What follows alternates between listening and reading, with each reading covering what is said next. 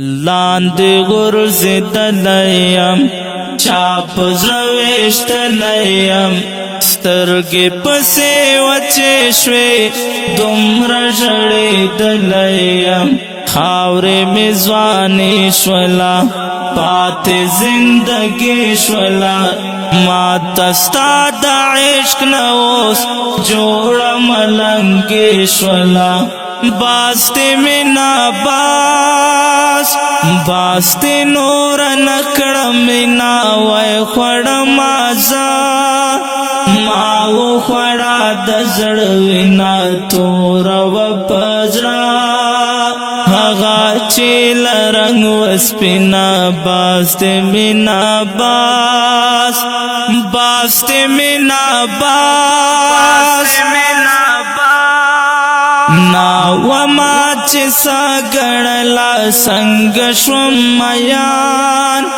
ما خو مینا نه غوښتله ژوند نه وویستم هغه له زړه نه وتله باز د مینا باز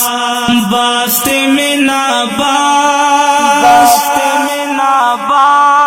خپل زړګي تباه کړمه خوارې له هر چا کړمه په هر خبر ژاړم چې زه داسې خندا کړمه خپل زړګي تباه کړمه خوارې له هر چا کړمه په هر خبر ژاړم چې زه داسې خندا کړمه خاورې مې ژوندون شولو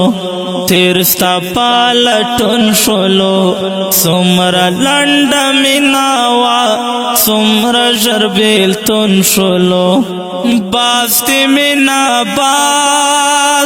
نور له تا نه تېر یمه اوس تا به کړمه هېر څنګه چې د هېر یمه اوس شومه بې وفا ګوره ستا په سر یمه اوس باز د مینا باز د مینا باز د نور نه کړم مینا وی خوړمه زه ما وخوړه د زړه وینا توره وه په زړه هغه چې له رنګ وسپینه باز د مینا باز د مینا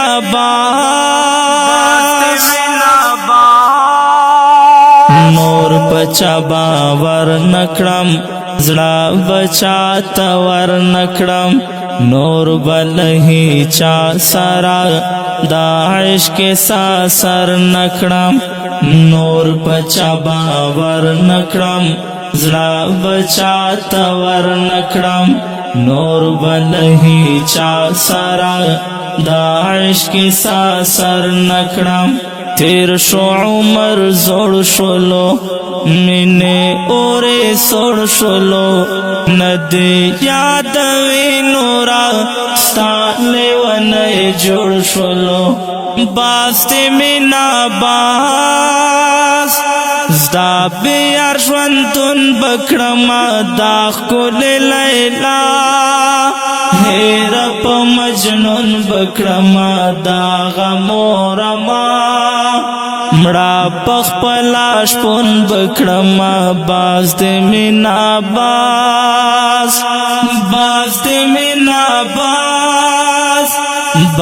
د نور نه کړم مینا وی خوړمه زه ما وخوړه د زړه وینا توره وه په زړه هغه چې له رنګ وسپینه باز د مینا باز د مینا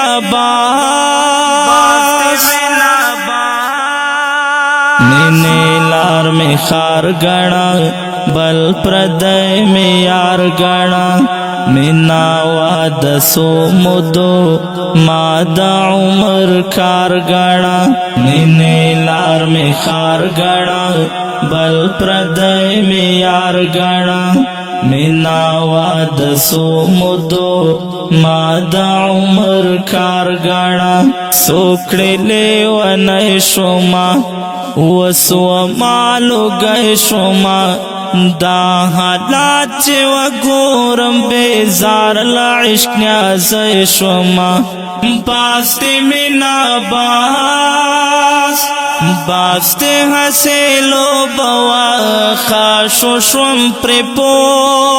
کانا دا ترسو بوا نوا خوشالی دکالا آشو بوا باستی مینا باستی مینا باستی نور نکڑم مینا وی خوڑم آزا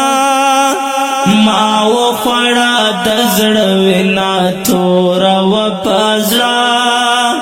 هغا چل رنگ و سپینا باستی مینا باستی مینا لاندی غرز دلیم